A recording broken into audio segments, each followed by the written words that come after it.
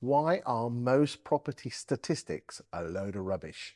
She's on the BBC, Radio 4, Moneybox. Hell, she's even on such esteemed publications as the Negotiator magazine. It doesn't get much bigger than that.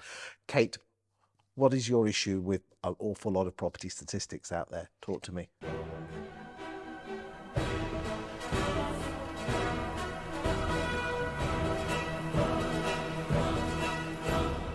My biggest issue and my biggest bugbear is the use of average prices. They are utterly, utterly irrelevant. Now, you might think, well, Kate, that's lovely, but you spend an awful time looking at average prices. And you quote them. And I do. I quote them. But that's only because when you as an agent, for example, or a legal company or surveyor, whoever you are, who cares what the average is? All that matters now is that the price of that property and the value of that property or the rent of that property on a particular road.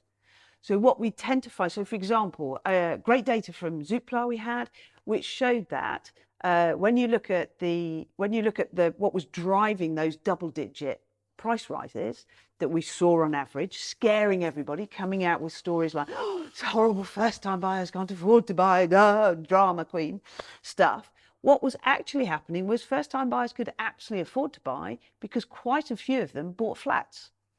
And the inflation on flats over 3 years was only 9% versus inflation on houses of 20%. And in actual fact, in London, flat prices were falling during that period of time. So for me, the problem we have is that all the indices are still coming out with average stats. Yes, I know that's useful for government, that's useful economically, that's useful overall. But when you're working with buyers, sellers, landlords, it's not useful. And the really interesting story is why, and we did this, actually got the BBC doing this, there's a really long road in Peterborough. I think it is weirdly called London Road or something. And I said to him, look, we've really got to get this message across. It's about the price of a property on the street. And this was looking, I think, mid-2000s.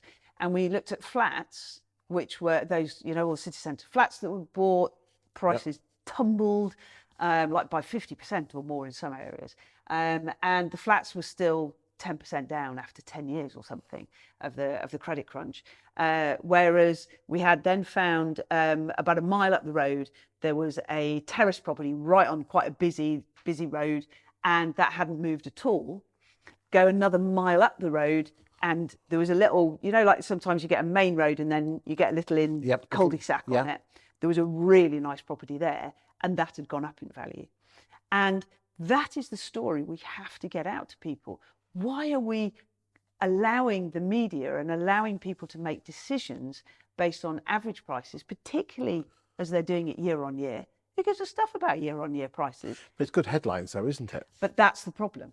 And that's why we as an industry, through social media and through local media, because I've done actually, although I can be on national BBC, I will get more feedback from my local Radio Nottingham show than I will from the top from yes, because stuff. You're closer to the punter.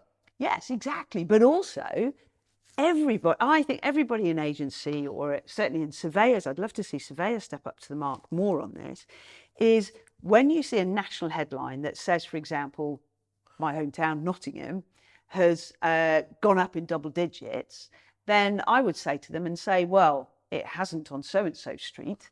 Actually, prices are still 20% less than they were 15 years ago. And they go, wow, what a story.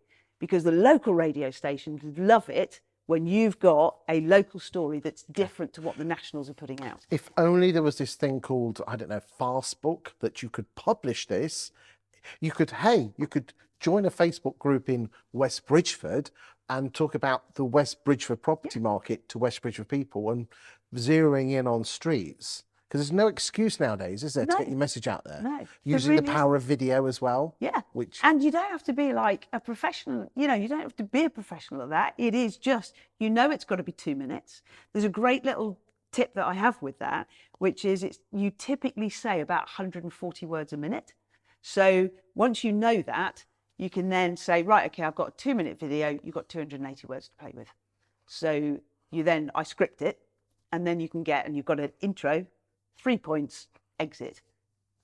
All you've got to do is get that across. And there's some fantastic little things. So if you can't remember anything, tip is to do it as an interview like this, so somebody can prompt you with the questions and Yes. you know the answers. Or you get some fantastic things now whereby they actually just attach on top of the camera, or you can do it I've done it with a laptop, where it'll actually do the scrolling for you, and you can pretty much read it off that. It's obvious that you are reading, but nobody cares. No one cares. What they want is the real data. And only you as an agent can give it. And that's what's important. I mean, I teach estate agents that they should almost do a countdown of the top 100 most expensive streets in their town. And they just, they can get the data from Home Search for free, and they can give a script, and they go to the street. They don't even have to go to the street. They can go and do it on Zoom and drop in a stream. Yeah. And just... You're talking I'm like, oh, I have no idea what you're talking about now. Tech, blah, blah, blah. Okay. You know that Zoom thing you do? Yeah. Have you seen people where they're outside in an office and they're in the home? Oh, yes, where it looks a little weird because they're on a beach. And You can put a street on. You can put a picture of a street. I see. Oh, that's clever. Okay. Yeah, you like that, don't you? Yeah, like that. And I'll leave that to you, though. but you put that into local Facebook groups. And who's the only people, if we're talking West Bridgeford, who's the only people that join West Bridgeford Facebook groups? People from West Bridgeford. Absolutely. And the only people that own property in West Bridgeford live in West Bridgeford. That's the way you do it. Yeah, it is. It fascinates me that we are the gatekeepers to the second most interesting topic in the world, first being the weather, obviously, about the property market. Why aren't you talking about local stuff? Yeah, and that's what's exciting. So I always say prices are going up. I had this great interview, and it was with Paul Lewis on Moneybox, Radio 4 Moneybox. Nice drop in there. Yeah, name dropping there. Lovely guy, by the way, and if you ever want to book anybody, he's really good because his jokes are quite close to the mark. He's very, very funny. And he said to us, so we'd done this property market thing. He said, right, Kate, we've got 30 seconds. Tell me your predictions for the property market for the future. And I said, I'm going to nail this, Paul. I said, 3 things are going to happen over the next 12 months. Prices are going to go up for some, down for others, and stay the same. That's it. And we literally went off air, and he was laughing his socks off. But actually, that's true. And I can show you that in pretty much any market, because in the old days, do you remember us talking about it as a pebble? You dropped the pebble into London, prices would ripple out and go up, and then that would ripple out everywhere else. Prices drop in London, that would ripple out. That does not work anymore at all. It's all about a property on the street. And it's like a fly's eye, isn't it? So there isn't one property market. It is as you said, in a town. We're in Grantham, the G town. I mean, obviously the centre of the property universe. Absolutely. Obviously, because you and I are here. We've got Property Video Solutions. We've got Jason from Property Mark. We've got head office of Belvoir and loads of other things. So it is the centre of the universe. A cracking value for money, considering it's only just over an hour to London. There you go. Fabulous. There you go. There's a Nando's at the bottom of... I've never been to a Nando's. Have you never been to a Nando's? Never. Do you like hot food? I like hot food. Yeah, you got to go. Well, not as in warm food. You mean as in spicy? Spicy. Yeah, that's anyway, what people don't want to hear about that food choice. But the thing is that, one housing estate is different to another different housing estate. And then within that, and I think the magic thing is most of these housing estates have Facebook groups. Get out there. Yeah. Talk about the property market. Absolutely. And talk about, the individual properties and the surprises that you've had. So I used to do part exchange. Stories. Oh, God forbid. But I used to do part exchange. And one of the things that we struggled with was people not trusting us. And our boss at the time came up with this brilliant idea. He said, look, what we'll do is, he said, if we think it's worth 200, we used to offer 10% below. What we'll do is, if we sell it for more than 200, we'll share that with the seller, and change the game overnight.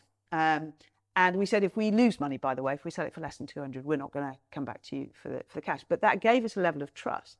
But the fascinating thing that we had was and this was sort of mid-2000s. So when you put a property on the market that needed renovating, always went for more money than it would actually be worth done up, because people kind of never noticed it. So they were always really difficult to price, which is why I quite like, with properties like that, to do things like offers over, because you never know.